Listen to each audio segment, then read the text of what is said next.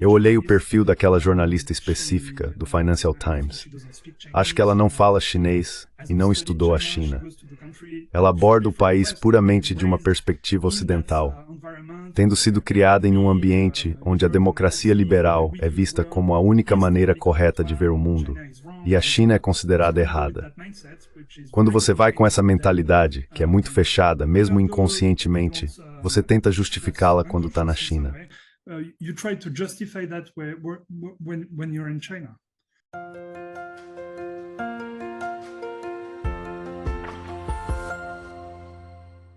Hello everybody. This is Pascal from Neutrality Studies. Olá, pessoal. Aqui é o Pascal do Neutrality Studies, e hoje estou bastante animado porque tenho comigo um dos melhores analistas políticos do Twitter X. Meu convidado é Arnaud Bertrand, um francês que vive na Malásia. Ele é uma das poucas pessoas que não apenas posta opiniões, mas também fornece dados e análises sobre política global, especialmente assuntos do leste asiático. O feed do Twitter de Arnaud é tão informativo que ele aparece em programas como o System Update de Glenn Greenwald e é frequentemente citado por Jimmy Dore. Arnaud, muito obrigado por se juntar a nós hoje. Arnaud, thank you very much for coming online today. Muito obrigado, Pascal. Estou muito feliz aqui. Tenho assistido ao seu programa há muito tempo e estou realmente honrado por ter sido convidado.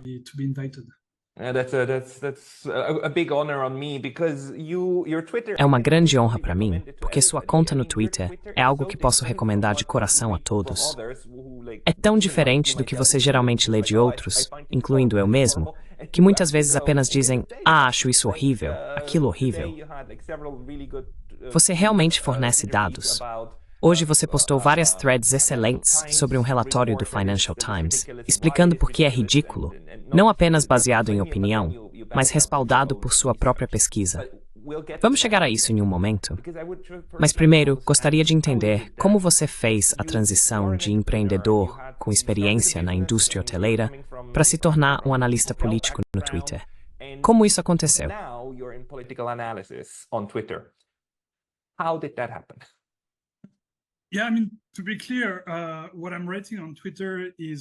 Sim, para ser claro, o que estou escrevendo no Twitter é basicamente um hobby que faço paralelamente. Tento não gastar muito tempo nisso, talvez 1 ou 2 horas por dia.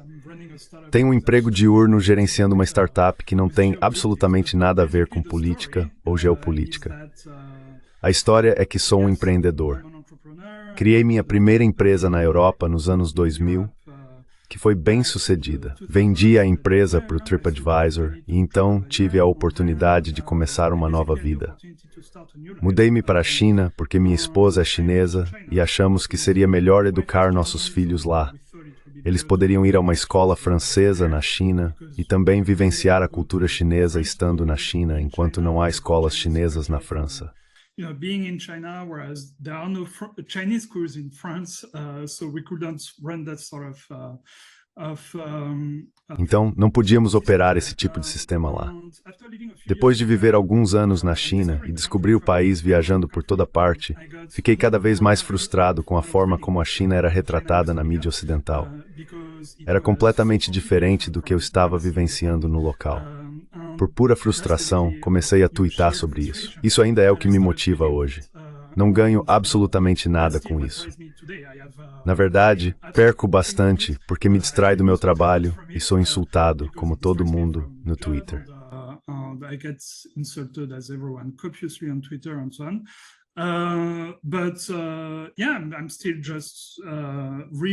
Ainda estou realmente irritado que as pessoas não entendem a China, o que acho que é principalmente ruim para nós ocidentais. É menos ruim para a China, porque a China está crescendo em importância. Por algumas medidas, já é a economia mais importante do mundo. Muito do futuro será moldado pela China. Se continuarmos entendendo o país completamente errado, agimos com base em ilusões, em uma imagem falsa que criamos em nossas mentes. Quando você age em base em uma ilusão, suas ações são contraproducentes, pois não estão fundamentadas na realidade. Era edição tênis, é por isso que vou falar sobre isso.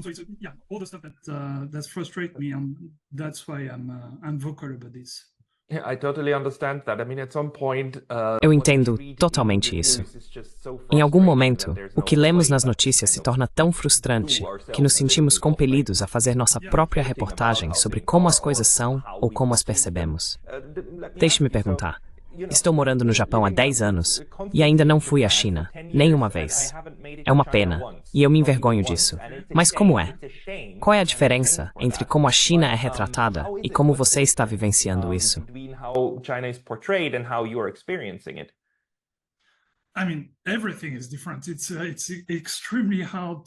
Tudo é diferente. É extremamente difícil explicar em poucas palavras. A imagem que temos da China no Ocidente é a de um estado policial distópico, onde você é constantemente monitorado pelas autoridades e não tem liberdade alguma.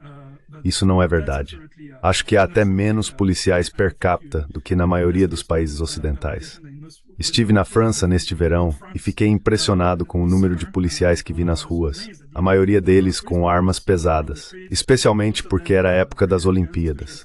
Você nunca vê isso na China. Na verdade, você vê muito poucos policiais, e eles não carregam armas. Você vê regularmente cidadãos chineses não hesitando em discutir ou até brigar com a polícia. Há muito pouco medo. Está extremamente longe de ser um estado policial.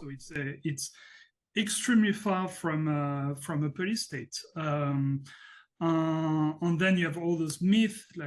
Então você tem todos esses mitos, como o de pontuação de crédito social. A ideia é que todos os chineses têm uma pontuação que monitora suas ações diárias e, com base no que fazem, sua pontuação melhora ou diminui. Supostamente é uma maneira de o governo ter controle total sobre eles. Isso simplesmente não existe. É um mito completo. Não há pontuação de crédito social na China. Isso não é verdade. Em muitos aspectos, você se sente mais livre na China. Pelo menos foi o que senti em comparação com o Ocidente. Estou muito acostumado a viajar na China. As pessoas que me seguem no Twitter sabem disso. O que eu geralmente faço é alugar um trailer, sabe? Aquelas casas móveis e simplesmente dirigir pelo país, província após província. Já fiz várias viagens assim e nunca sou parado pela polícia. I never get checked by the police. In fact, in all my RV trips, I've never even had my Na verdade, durante todas as minhas viagens de RV, nunca tive meus documentos verificados. Posso ir a qualquer lugar e estacionar em qualquer lugar, o que não é o caso quando você dirige um RV na França, por exemplo. As pessoas são extremamente amigáveis. Parece liberdade, certo? O país é extremamente seguro. Você precisa considerar a liberdade como um todo. Liberdade não é apenas sobre liberdade individual, mas também sobre liberdades coletivas, como a liberdade do medo. Se você tem alergias suas, quão livre você é de pôr de seguir Nidua, que não é o caso na China. Which is not the case in China. Like, I'm not afraid if my daughters go. Não tenho medo se minhas filhas andarem na rua tarde da noite usando mini-saia em qualquer lugar da China. Ninguém tem esse medo porque é muito seguro. O governo chinês fez esforços significativos na erradicação da pobreza. Para mim, isso também é um aspecto da liberdade.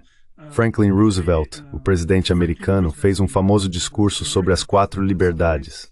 Ele incluiu a liberdade da necessidade como uma dessas liberdades. Para ele, essa era uma definição central de liberdade. Se não há pessoas vivendo na pobreza, então as pessoas são verdadeiramente livres. Quando você é pobre, quão livre você realmente é? Você é basicamente sua condição.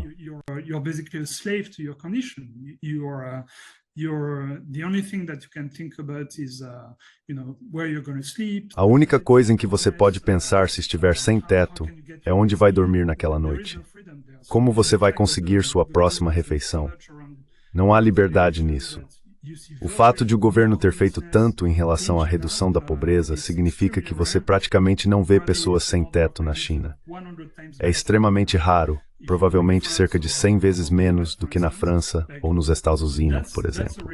Isso é um verdadeiro ponto positivo em termos de liberdade quando é amplamente definida na China. Claro, sobre liberdade de expressão, eles têm uma visão um pouco diferente da nossa. É verdade que a imprensa é muito controlada, mas mesmo isso muitas vezes é exagerado. But even that's very much exaggerated. Like, for instance, in Shanghai, I was living in. Por exemplo, em Xangai, eu estava morando em uma residência que era bastante cara, então havia muitos empreendedores e pessoas ricas lá. Foi uma época em que houve uma repressão aos negócios, especialmente monopólios como o Alibaba. O governo queria quebrar esses monopólios, o que assustou muitos empreendedores. Todos estavam reclamando abertamente sobre isso, mas não enfrentaram problemas por fazê-lo. Nas conversas diárias, as pessoas não têm medo de criticar o governo. O que você não pode fazer, e isso é verdade, é criar um movimento político com o objetivo de derrubar o governo. No entanto, no discurso diário e até nas redes sociais, as pessoas não hesitam em criticar. Muitas vezes a crítica é abertamente incentivada pelo governo. Eles têm fóruns onde pedem críticas, solicitando que as pessoas digam o que não está funcionando no país. Há listas de milhares de comentários e eles tentam abordar cada um deles. Portanto, é uma caracterização errada dizer que a crítica não é permitida.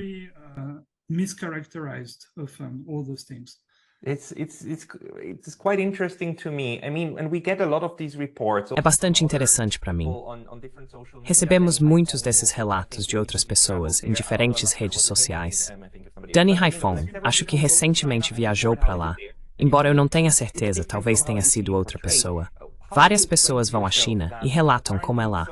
Você vê que é diferente de como está sendo retratado.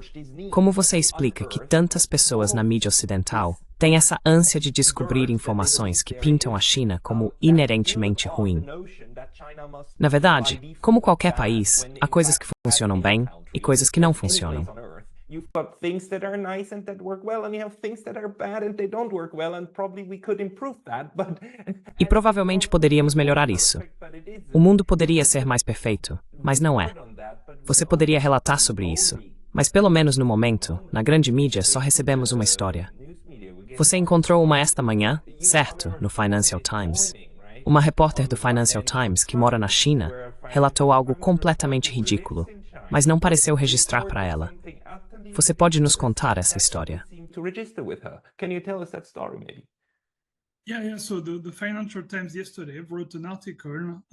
Sim, então, o Financial Times escreveu um artigo afirmando que no ano passado apenas 1.202 novos negócios foram criados na China. Esse é um número absurdo. Apenas 1.202 novos negócios em toda a China durante todo o ano de 2023. Eu verifiquei o número real e, de acordo com as estatísticas chinesas, são 32 milhões. Então, literalmente, 30 mil vezes mais. Mesmo com senso comum básico, você pode ver que esse número, obviamente, não é verdadeiro. A jornalista estava morando em Pequim. Ela poderia ter simplesmente olhado para o número de novos restaurantes independentes abrindo ao seu redor. Tenho certeza de que ela teria notado algumas centenas ao longo do ano. Quite a few hundreds. If you extrapolate that to the whole of China, you can see that, Sabe, se você extrapolar isso para toda a China, só na indústria de restaurantes, provavelmente há milhares, se não dezenas de milhares, de novos negócios criados. Você também poderia considerar os Estados Unidos. Se você não confia nos números da China, olhe para os Estados Unidos. Quantos negócios foram criados lá no ano passado? Eu verifiquei e foram 5,5 milhões. Então faz sentido que nos Estados Unidos 5,5 milhões de novos negócios foram criados no ano passado, enquanto na China, um país com 4 vezes a população e o dobro da taxa de crescimento, apenas 1.200 negócios foram criados. Não faz nenhum sentido. Mesmo de uma perspectiva puramente de bom senso, não bate. No entanto, aquela jornalista escreveu isso. Ela está baseada na China e o artigo se tornou viral, com algumas pessoas extremamente proeminentes compartilhando sem questionar o número. Isso soa tão louco. Então, sim, é extremamente comum.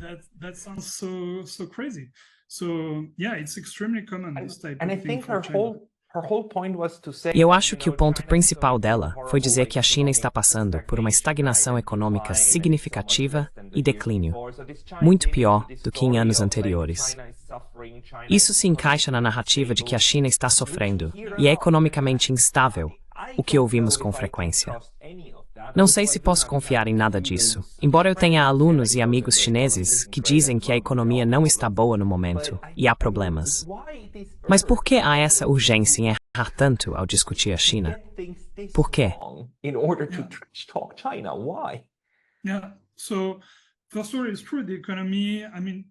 Sim, então, em primeiro lugar, é verdade que a economia na China está em um período de transição. Está mudando seu modelo de negócios.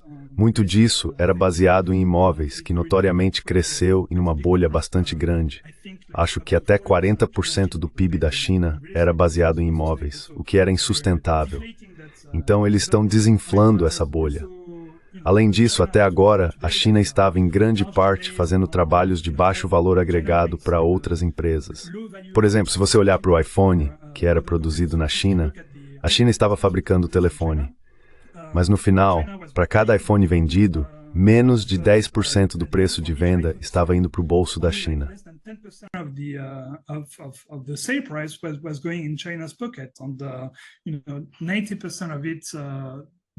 90% do lucro foi para empresas americanas, como a Apple com o iPhone. A China está tentando subir na cadeia de valor fazendo seus próprios produtos, como telefones e veículos elétricos. Isso foi uma mudança significativa durante a Covid, quando a China se tornou o maior exportador de carros do mundo. Eles também estão tentando inovar em outras indústrias, como o petróleo, tornando-se uma potência de inovação. É uma grande mudança em seu modelo econômico. Então, sim, é um período de transição. E as coisas estão um pouco difíceis porque não é fácil para um país inteiro mudar de direção. No entanto, o cenário não é tão sombrio assim.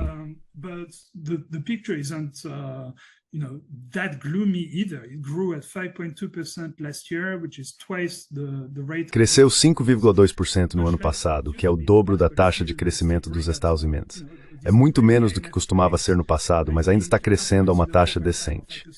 O FMI prevê um crescimento de 4,5% ou 5% este ano. Então, não é tão ruim. Certamente não está em um estágio onde a criação de novos negócios tenha secado completamente. Não é verdade que apenas 1.200 empresas foram criadas em toda a China no ano passado. Para responder à sua pergunta sobre o porquê, acho que isso remonta muito profundamente à nossa natureza como empreendedores. Como europeus, como ocidentais, sempre tivemos a necessidade de proselitizar, de definir o mundo entre aqueles que viram a luz.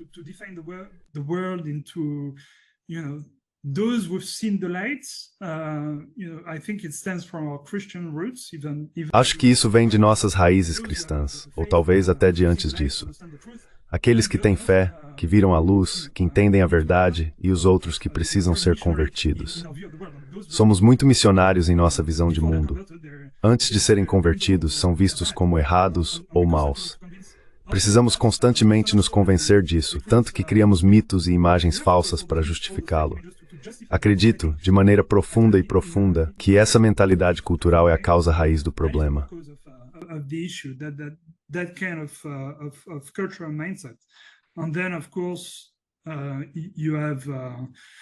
E então, é claro, há o fato de como esses jornalistas são educados e as escolas que frequentam. Eu dei uma olhada no perfil daquela jornalista específica do Financial Times. Acho que ela não fala chinês e não estudou a China. Ela aborda o país puramente de uma perspectiva ocidental, tendo sido criada em um ambiente onde a democracia liberal é vista como a única maneira correta e a China é vista como errada. Quando você vai com essa mentalidade, que é muito fechada, mesmo que seja inconsciente, você tenta justificá-la quando está na China.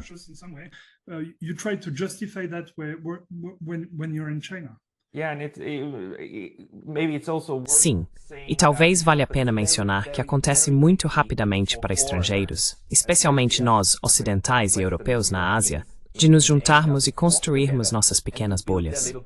Mesmo que vivamos aqui, muitas vezes permanecemos em nossas bolhas de falantes de inglês. Acontece tão rápido. É exatamente o mesmo que quando os europeus reclamam de estrangeiros que não querem se integrar e sempre andam com seu próprio grupo. Acontece conosco também. É como um fenômeno sociológico. Viver na China não significa necessariamente que ela entenda o que está acontecendo. É muito diferente se você realmente é casado com alguém de lá.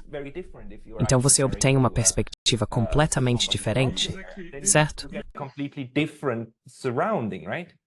Exactly. So living in China, I actually noticed you exactly. Exatamente. Morando na China, percebi que você está absolutamente certo.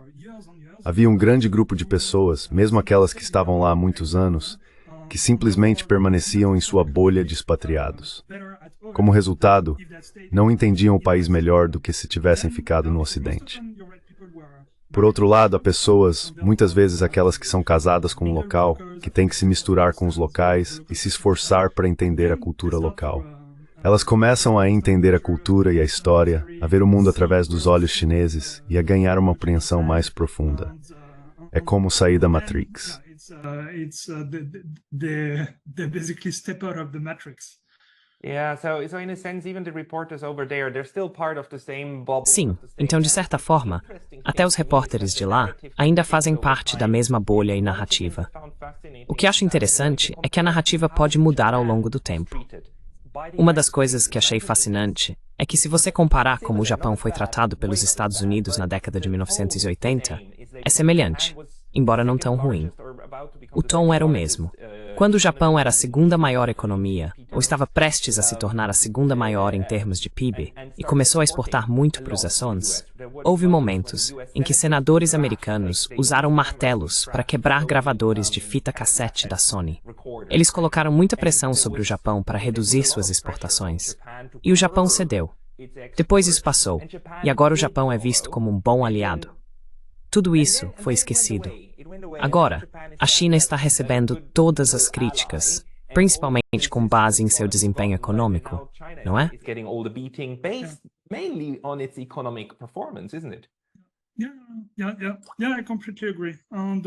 Sim, eu concordo completamente.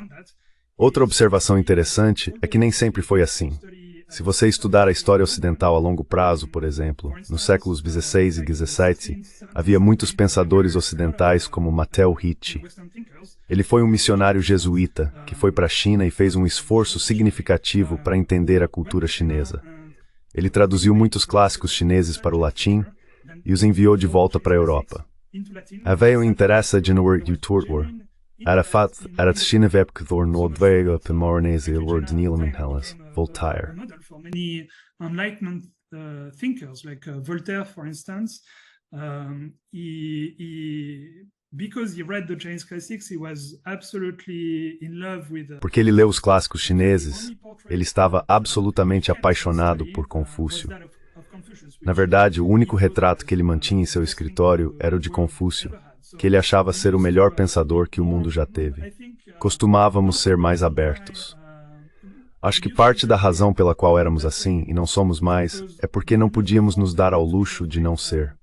Naquela época, vivíamos em um mundo mais multipolar. Na verdade, a China foi uma potência muito maior durante a maior parte da história do que qualquer outro país. Se você olhar ao longo do arco da história, a China sempre foi o maior e mais poderoso país, exceto nos últimos 250 anos ou mais. For the past 250 years or so. And then came the Industrial Revolution, which gave us E então veio a Revolução Industrial, que nos deu uma vantagem injusta. Ela permitiu que países como Espanha, Portugal e mais tarde a Grã-Bretanha conquistassem a maior parte do mundo. Perdemos a necessidade de entender os outros, porque podíamos simplesmente dominá-los com nosso poder comparativo. Não sentíamos a necessidade de entendê-los. Podíamos simplesmente impor nossa vontade. Acho que estamos gradualmente retornando a um mundo onde a necessidade de entender os outros aumentará, porque não seremos mais capazes de dominá-los. A longo prazo, estou realmente otimista, desde que não nos destruamos uma guerra nuclear ou algo semelhante, porque teremos que nos entender.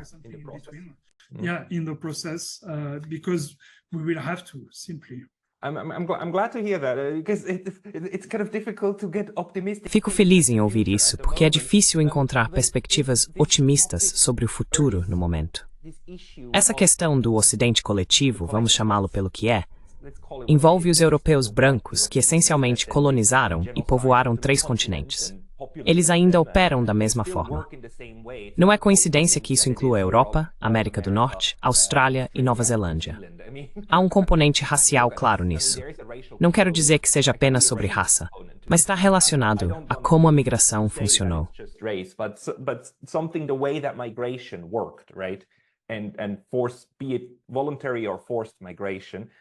Seja migração voluntária ou forçada, você acha que parte da narrativa sobre a China é conscientemente elaborada com um propósito? Ou é um viés inerente que nos leva a representar mal a China e a Ásia em geral? Se você considerar como o Ocidente coletivo retrata a China, especialmente sua relação com a Rússia, é uma relação altamente complexa. No entanto, no Ocidente, muitas vezes lemos que é simplesmente uma aliança. Qual é a sua opinião sobre isso? What's your take on that one, for instance? So there is obviously a mix of both, because we know the Então, há obviamente uma mistura de ambos. Sabemos que os Estados-Unidos gastam uma quantia enorme em propaganda anti-China. De fato, recentemente o Congresso assinou um projeto de lei comprometendo 1,6 bilhão de dólares para propaganda anti-China nos próximos 3 anos. Isso é uma quantia enorme, equivalente ao salário anual de 16 mil jornalistas, pagos 100 mil dólares cada. Gastar 1,6 bilhão em propaganda é massivo. Você pode produzir muitos artigos com esse tipo de dinheiro. No entanto, eu realmente acho que a maior parte disso é inerente devido aos mecanismos que expliquei anteriormente. Não precisamos entender a China por causa de nossas forças históricas em comparação com a China. Comparative historical strengths vis-à-vis China, we've been used for 250 years of not having. Estamos acostumados a 200 ou 250 anos de não precisar entender os outros. Tendemos a impor nossa visão de mundo aos outros, e qualquer um que discorde é considerado ruim por definição. Não investigamos mais a fundo. Essa atitude também está ligada ao espírito missionário de nossas raízes cristãs, onde o outro é visto como ruim. É uma perspectiva de bem contra o mal. Como nos vemos como bons, os outros são vistos como maus até que sejam convertidos para espelhar nossa própria imagem. Então sim, acho que é uma mistura de ambos. Em relação à China e à Rússia, você está completamente certo. É uma relação muito complexa com uma história difícil. Quando você estuda a história da China com seu vizinho do norte, fica claro por que eles construíram a Grande Muralha. Eles sempre enfrentaram desafios vindos do norte.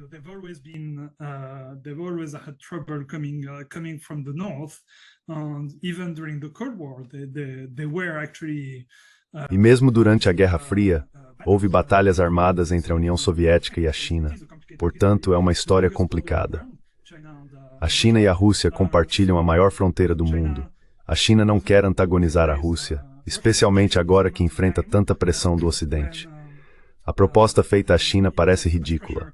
Queremos que a China se volte contra seu maior vizinho, com quem sempre teve problemas históricos, para que a Rússia possa perder a guerra. E uma vez que isso aconteça, já que a China é considerada nossa maior ameaça, nos voltaremos contra a China. Essencialmente, a China estaria nos ajudando a ganhar tempo para concentrar todos os nossos esforços contra ela. In focusing all our efforts against you, like, why would China do that? Like, that's not. Por que a China faria isso? Isso não faz sentido, certo? Então essa é a nuance. Você precisa se colocar no lugar da China. Eles não têm absolutamente nenhum incentivo para se voltar contra a Rússia. Mas isso também não significa que eles estão ajudando ativamente a Rússia. Não há soldados chineses lutando ao lado de soldados russos. Até os Estados Unidos concordam que a China não está fornecendo armas para a Rússia, ao contrário de outros países. Existe essa alegação de uso dual, que é vaga. Quando você analisa qualquer ajuda que a China fornece à Rússia, até mesmo vender carros, é examinada. Carros podem ser usados para transportar soldados russos para a linha de frente. Então simplesmente não é uma alegação séria. This is a very old trick. This trick goes back hundreds of years. Este é um truque muito antigo que remonta a centenas de anos. No direito internacional, o termo para isso não é bens de uso dual, mas contrabando de guerra. O truque mais antigo é quando você tem um conflito com alguém. Você diz aos neutros que tudo agora é contrabando de guerra. Isso inclui não apenas pólvora e balas, mas também comida, rodas e relógios, porque todos esses itens podem hipoteticamente ser usados para fins militares. Esta é uma tática antiga, e a China está enfrentando isso agora. A parte preocupante é que o Ocidente está usando isso para atacar a China em uma série de outras questões e para se preparar para uma guerra econômica.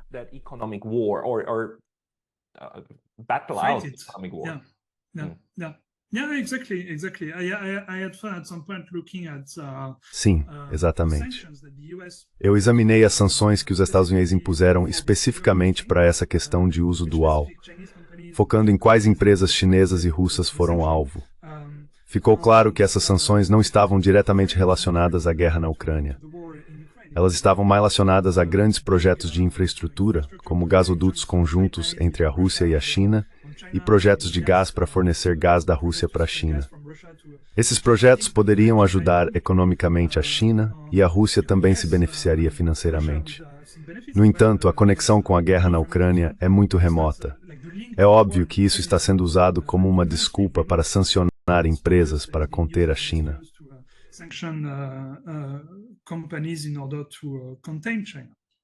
Sim, conter a China ignorará mais em um mundo multipolar, vai?